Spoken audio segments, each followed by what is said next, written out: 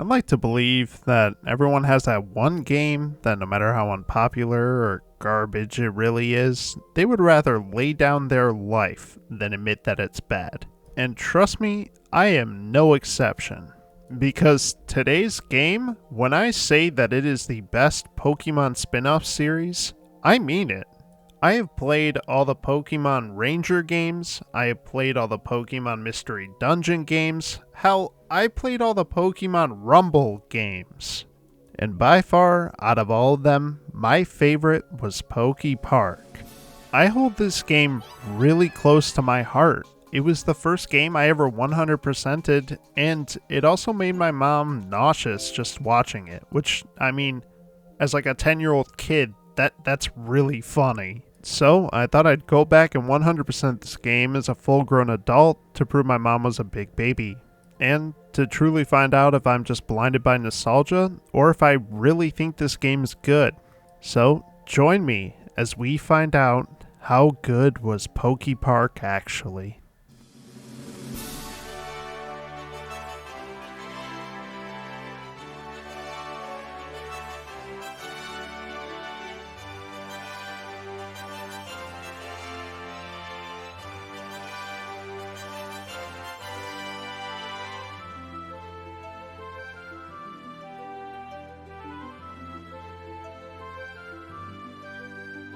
For those of you who have played this game, I think you can agree with me when I say if this isn't the best Pokemon spin-off, it's one of the best. And for those who have never heard of this game, well yeah, did you even listen to the intro? Let me give you a brief rundown of what this game is. Calling it an open world game is a bit of a stretch, but is the best way I can describe it. You play as Pikachu, and your main goal is to make friends, clear fun minigames called attractions, and stop the whole world from blowing up. Sorry, stopping the sky from falling on the planet. The story starts with Mew kidnapping us by jumping into his big black hole. Which, I mean, kinda makes sense, because Mew is one of the oldest Pokemon, and in this game he's a man. And I mean, what old man wouldn't kidnap some small children? Mew summoned us here to collect the Prism Shards in order to reunite PokePark and to prevent the Sky Pavilion from crashing down. Which, I mean, really thinking about it, why the hell would you build something in the sky that could come crashing down and kill everyone? That seems really unthoughtful and, like, terribly planned. So now we gotta fix Mew's mistake because we need to collect every single Prism Shard by clearing every attraction. This dude is the definition of I'll take all my problems and give them to someone else. Now, since I played this game so many times, I decided to do a Professor Oak's challenge. And for those of you who don't know what a Professor Oak's challenge is, shut the hell up. Go Google it. I'm not your doctor. Alright, fine. Basically, what it means is I have to get every single friend I can and get all the attraction bonuses before I can enter the next area. So, after talking to Mew in heaven, since he dropped us from the fucking sky, the entire way down, Pikachu's just screaming, I should have been a flying type Pokemon. Unfortunately, though, somehow we live, which means now we have to help him, since it's the fastest way to getting up to the Sky Prism to kick his ass. Sorry, I meant the Sky Pavilion. I hit my head on the way down. So, after waking up to an overused meme, we have our first game of Chase and add Chatot to our friends list. So, including our other 3 kidnapped friends, we now have 4, which also means we have to go find their asses. And so, after some boring tutorial stuff, we can finally play the game. We start off in the Meadow Zone, where we run into Chikorita, who tells us to run over to Bulbasaur so we can do some more mindless talking. Bulbasaur tells us that Venusaur has closed the attractions to the public. However, Bulbasaur is a homie, and he lets us play anyway. Best Gen 1 starter? I think so.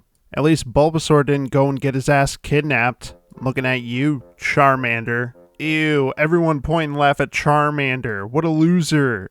Don't worry, we get to kick Squirtle's ass later too. But moving on, we finally get to play Bulbasaur's attraction. Here, you grab your Wii remote, you hold it, and you shake it really fast. So after jerking off my Wii remote at supersonic speeds, we clear the attraction. And then, god fucking damn it, Chikorita, could you not get kidnapped for 2 fucking seconds? What is it with this game and kidnapping people, I swear? The only thing that could possibly be worse if there was like groomers or something in this. No, stop. Well, at least it was Charmander. But now we should start collecting some friends since we're allowed to do that. I start off by giving a big berry to Munchlax since he was hungry, beating Turtwig in Chase, playing with Bonsly with hide and seek, committing a drive-by while chasing Pachirisu, chasing said drive-by so they don't tell the cops, running after your cat after it ran outside, and then electrocuting a little leaf. I then did every bonus challenge, and then talked to Trico. Since I ended up getting Turtwig's bonus, Trico lets me pass the bridge. I'm just going to say this now. I'm not going to include every single bonus that I get because that's just no. You're just going to have to believe me that I did it. Which you will have to believe me because at the end of the game, in order to make friends with the legendaries, you have to get every single bonus with every single Pokemon. So I know I did it. Anyway, yeah, I played Chase with Trico and made him my friend too. Which I then followed by an intense chase with Caterpie, said bye-bye Butterfree, went to piss on a tree and got jump scared, brought a big berry to Tropius, fried a weird monkey, beat Chimchar in a fight, gave a high five to some dude's ass, and then I beat up his dad, so he's having a bad day. But we're not done yet, as we went and found Oddish, did some hard shrooms, caught me a big one, and then I drowned a bug to death, bringing our total up to 24 friends. We then meet with Krogunk, who is the gatekeeper and won't let us see Venusaur until we give him 200 berries. We give him 200 and he gives us 170 back. If only that's how taxes worked in real life. We finally meet with Venusaur, who tells us that because we broke the rules, he gets to punish us by kidnapping my friend.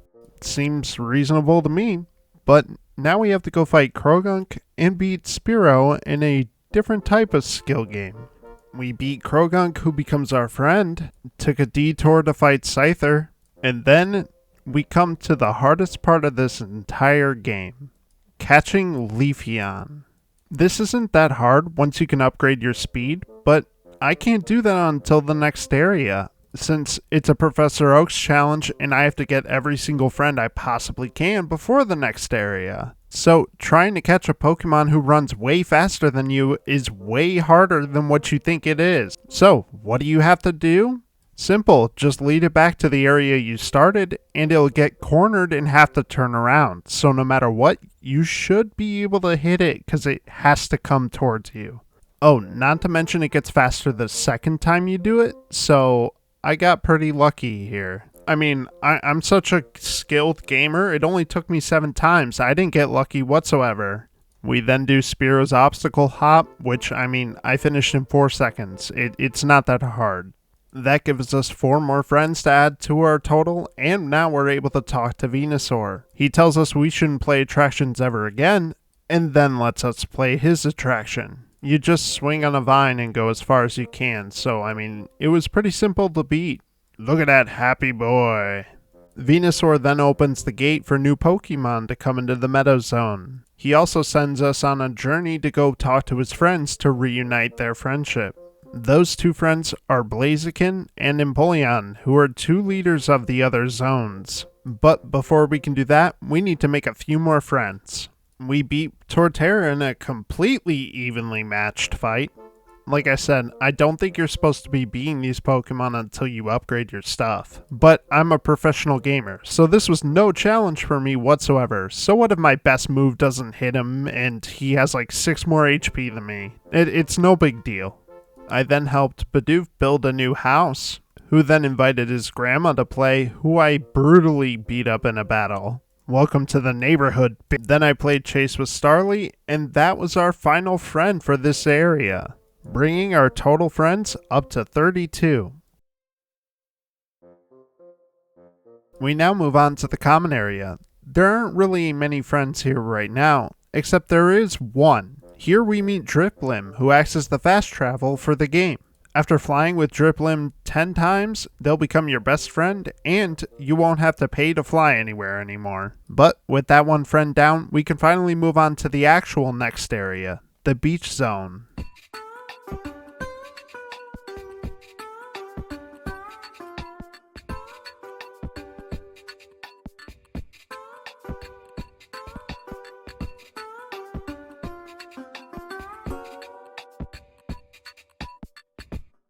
Let me tell you what, this game did an amazing job with the soundtrack, honestly. Some of these are just straight up bops. But getting back to the story, we run into Azurill and Slowpoke talking about how Gyarados and Feraligatr were fighting and now the bridges to his attraction are destroyed. And then a bomb goes off. But we don't care about any of that, we're here to make friends. And the first friend that we make is Staravia. Then we make friends with Wingull, Azurill, Buizel, Pidgeotto, Tailo, Totodile, Psyduck, Slowpoke for who some odd reason wanted to play Chase of all things, Alpharad, Corsola who was so desperate for attention had to block the bridge. Hey, did you know that in terms of Floatzel, Golduck, Ferella, never mind, I'm just asking him for help, and he's in a mood, I guess. But that does bring our total up to an astounding 42 friends.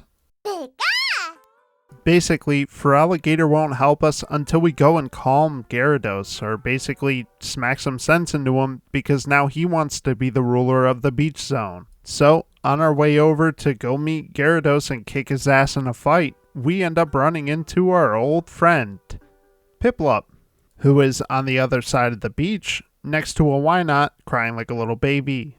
As it turns out, the bridges were broken in their last fight, so the only way to get over to that area is to go talk to Bidoof in the Meadow Zone. So, after running all the way over there and coming back, I'm told by the Sharpedo that we're not allowed to build a bridge. However, they'll let us do it if we go and clear Pelipper's attraction, but since Pikachu can't fly, they're sure there's no way we can do it. Since I have to go and clear every single bonus anyway, I decided I'd just get that out of the way now. I should also mention, since I kind of forgot to, every single attraction you clear, you'll get a prism piece. And most of the time also, the attraction leader will become your friend, so we get to add Pelipper to our friends list. After running back over, Carvanha and Sharpedo are impressed and become our friends, which then allows Bidoof to build the bridge, and then allows us to save Wynot, which becomes our friend as well. Then after cleaning up the beach, we can make friends with Krabby, Corphish, and Whale Lord, bringing our total friends up to 53. We then go talk to Gyarados, who says that he plans on taking over the entire PokePark, basically. However, I guess he won't do it if we beat him in his own attraction, because, okay then. This is just some, Dr. Doofenshmirtz types of, stupidity. Why? This attraction is basically just this giant off switch. Oh, looks like he pushed the button. Guess I can't conquer the world. Oh well. Let's just be friends instead. We then return to Feraligatr, who destroys the boulder in our way, which now we gotta fight him. And he destroyed a boulder with that move. Wasn't even scared for a second. After that, we get to catch a ride on Lapras's back, and we get to go to the Iceberg Zone. The keeper there is Empoleon, who's depressed.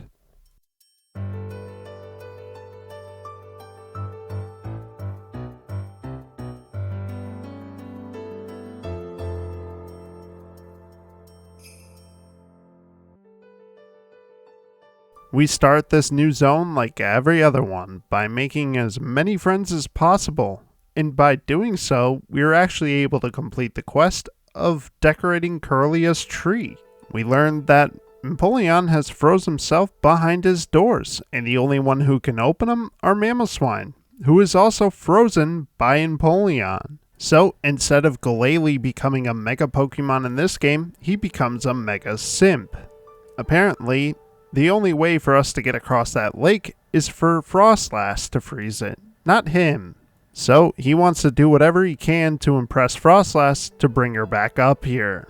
So we make a few friends, build a few igloos, and well, now we need to go get her. So after being Primplop, he lets us use the chairlift to go see her. We make a quick pit stop, and then we have to go fight Frostlass because, oh, look, that's already over.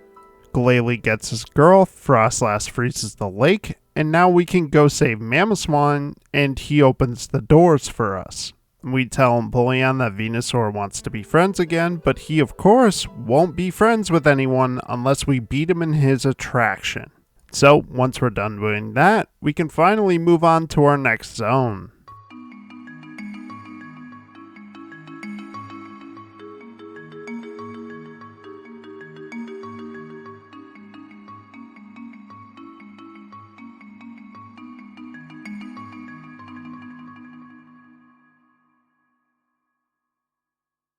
You know what?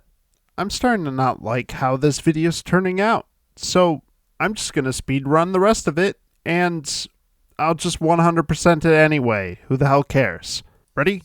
Here we go. We spend the entire time in the Grand Zone trying to find a railroad track because it's gone and we can't get into the Lava Zone without it. It was underneath Snorlax the entire time, and that's why the hot spring was gone, and now we can finally move on to the next area. We then use this giant drill in order to get ore, and we use the ore to make a switch in order to open up this door. Once we open up the door, we talk to Rhyperior, who tells us we need an iron top in order to do his attraction to begin with. We need to do his attraction in order to play Blaziken's attraction. Don't know why I said it like that, but then once we get him the iron top, we're finally able to play. We finally meet with Blaziken after doing everything, who, mind you, has been training Charmander. We then finally clear his attraction, but we're not even close to being done yet, because now we need to go on to the next zone. We then go to the Haunted Zone because we don't even know how to get to the Sky Prism. So, after clearing Tangrowth's attraction, we're able to go inside the mansion where Miss Magius is. While inside the mansion, we learn Miss Magius is depressed because, well, the piano's broken, so she locks herself in the library, and once we fix the piano, she finally comes out. She was too worried to help us until we found Rotom, so we found him and cleared his attraction.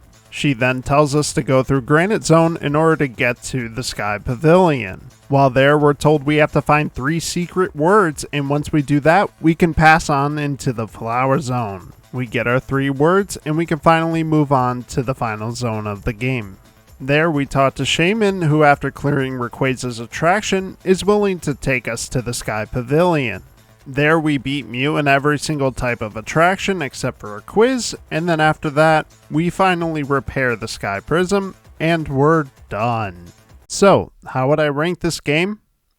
10 out of 10, no other exception.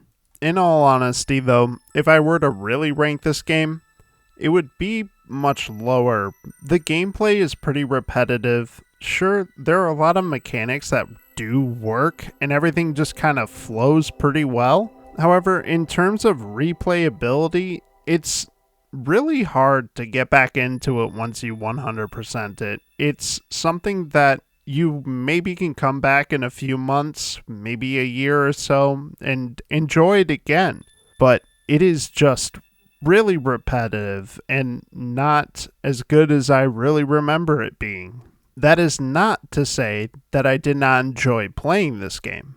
In fact, I think I really did enjoy my time playing it again. So if I were to really rank it out of 10, I'd probably give it a 7 out of 10.